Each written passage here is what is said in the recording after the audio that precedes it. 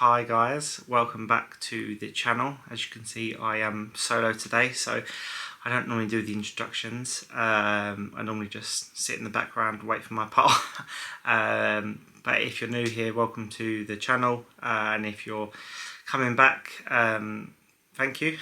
Make sure you give us a follow, subscribe to our content, and like and comment on anything in the video below. So today I'm going to be talking about sort of some tips on getting a job in Dubai, which was an experience for me. Obviously this could relate to anywhere in the UAE and also other countries, but this one specifically about Dubai and how I got a job, and some of the tips that I went through to get myself there. So let's go.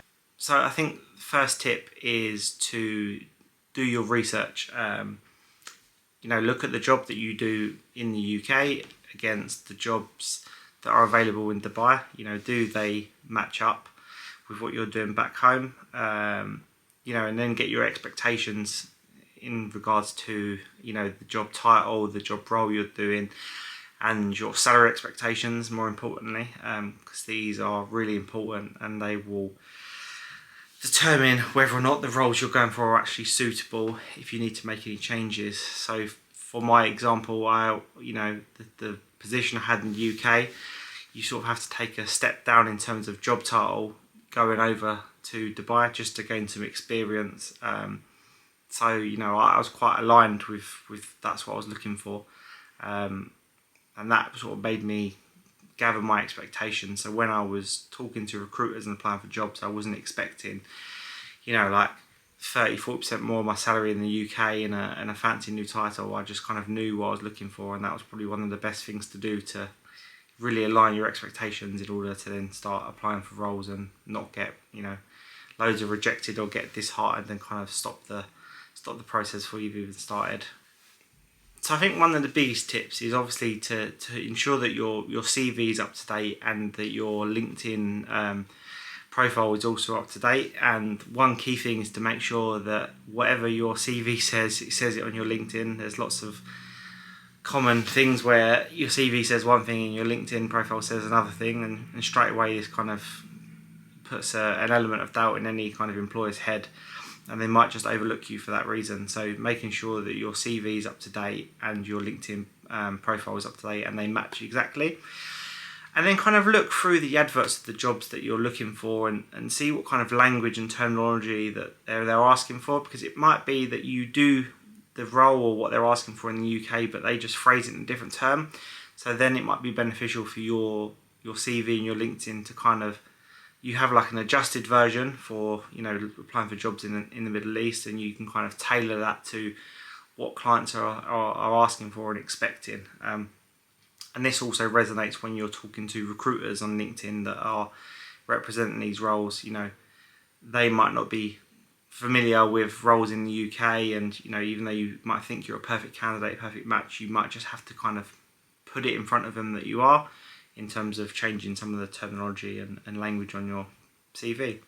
So I think qualifications is something that's really important to touch on. So a lot of jobs over in Dubai require you to have a formal qualification, whether that be a degree or, like for me, I have a degree, but also I'm a chartered surveyor. Jobs that may not need that in the UK, you can be experienced, which goes, a lot further. They don't really recognise in Dubai. I'm not sure why exactly that is, but they really value qualifications over a lot of things. I think it proves to them that you are, professionally qualified for the job that you're applying for. And that it's really important, even things that are equivalent in the UK, like HNDs, etc. They don't always view it the same way as we do over here. No matter how much you try to convince someone what your qualification is, sometimes they don't recognise stuff unless it's very kind of linear and, a bachelor's degree, master's degree, you belong to a professional body, which is a qualification they require. So it's very important to kind of understand that that they view that as a key part of the process. And you might get frustrated with recruiters telling you that, and you saying, well, I've got 15 years experience. no one is degrading anyone's experience. It's just the way that, you know, a lot of people view qualifications as a kind of trump on experience. So it's very important to just realise the importance of that, and, you know, it might be look at doing a professional qualification if it's something that's going to help you in your position and your long-term goals. But they really value it out there. And to process, when you're getting your visa, you know, you're going to have your qualifications professionally attested in the UK, and then attested in the UAE as well. So it's something they do check, that they are legal qualifications, and they're notarized in the UK and then sent off to the UAE embassy in London, and then vice versa. When you get actually out to Dubai, they would go to the UAE embassy there for check-in. So it's a very thorough process. So definitely, if you have qualifications, it's worth looking at getting them attested if you're serious about the move,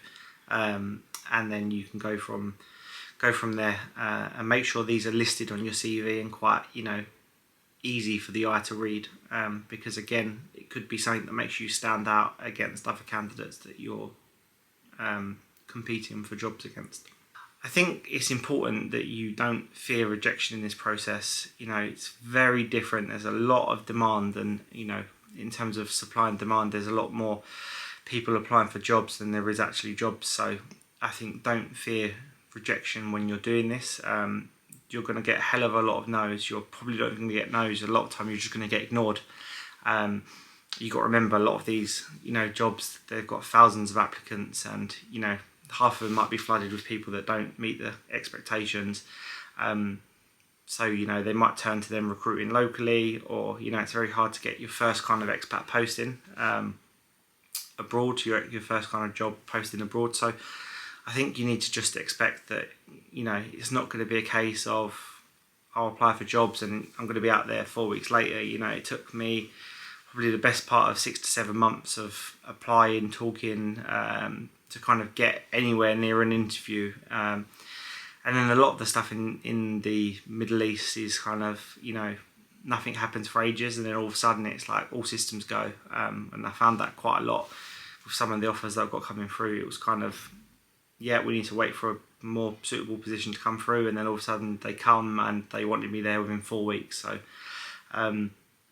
you know, that's kind of how the Middle East works sometimes, specifically with Dubai, the job that I do. I think also it's important to, you know, realise your expectations in terms of, if you're applying for these jobs, you know, and you've done your research, people want to see that you've done the research and that you are in a position to go. They don't want you to be in a position where they're offering you a job, and then you're kind of like, well, I've got that offer now, I need to think about whether or not I actually want to do this or not, or whether my current employer is going to counter offer me.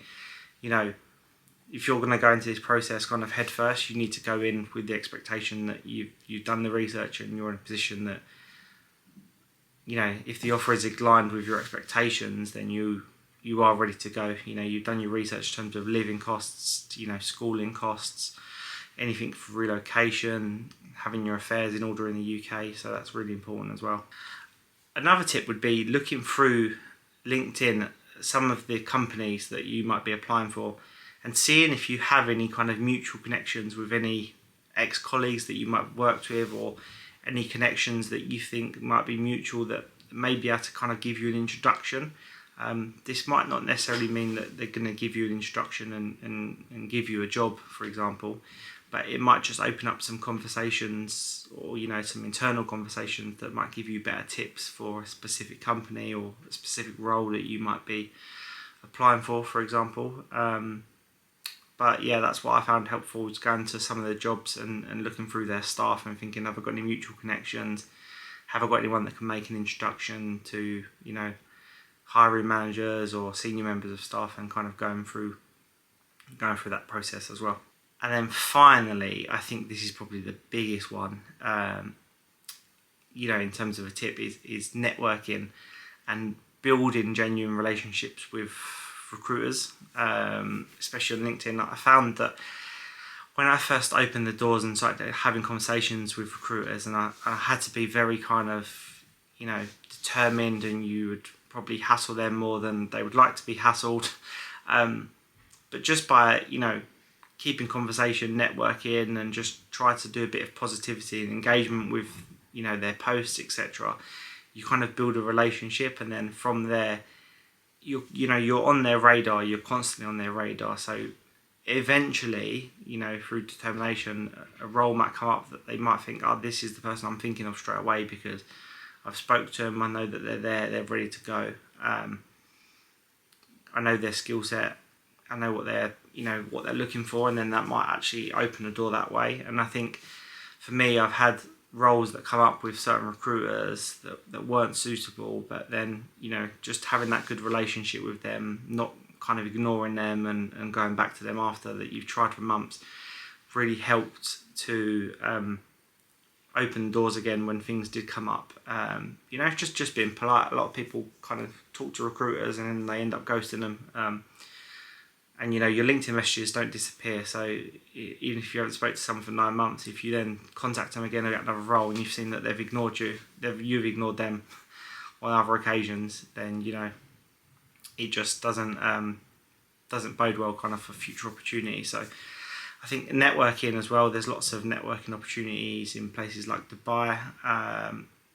You kind of just need to put a lot of work into it, building relationships. As I say, these relationships might not go anywhere, but it could do in time, open up opportunities. I had managed to reconnect with an old colleague that moved companies in Dubai, and through doing that opened up a door for an opportunity where they wanted to bring someone over from the UK, and, you know, it could have been perfect timing, but just maintaining that conversation and, you know, kind of really helped me go through that opportunity and end up securing the role, which then, you know, enabled us to move over to Dubai. So if there's any sort of specific things that you have or questions, then leave them in the comments below and we'll come back to you. But hopefully this gives you a bit of an insight into some useful things that you can do to help you in your job search, and good luck.